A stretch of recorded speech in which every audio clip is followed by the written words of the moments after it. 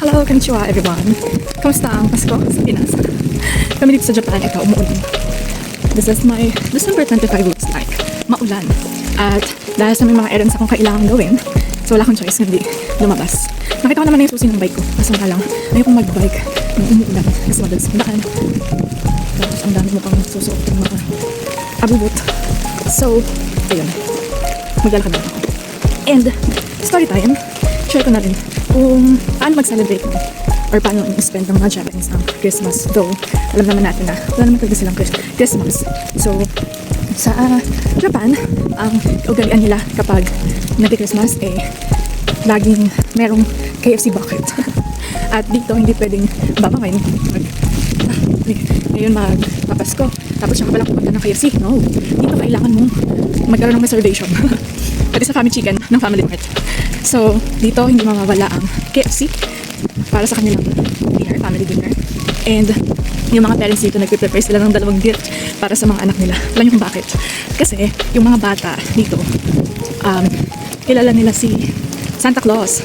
And syempre, kahit naman tayo, paniwala sa atin ay Santa Claus ay namimigay ng gift.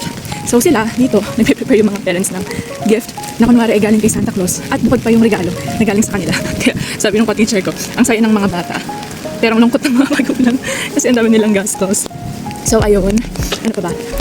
Sa atin sa Pilipinas, kung ang Pasko ay pamilya ang sentro, dito naman ang Christmas ay para sa mga couples. So usually, time to date. Ayan.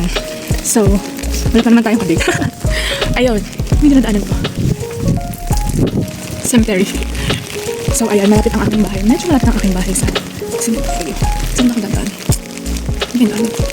Ayun. So, dito sa Japan, ang Christmas sa kanila ay para sa couples. Mas kilala ng mga bata sa Santa Claus. Just dapat si Jesus. Sana si Jesus yung inintroduce sa kanila. Pero, yun nga.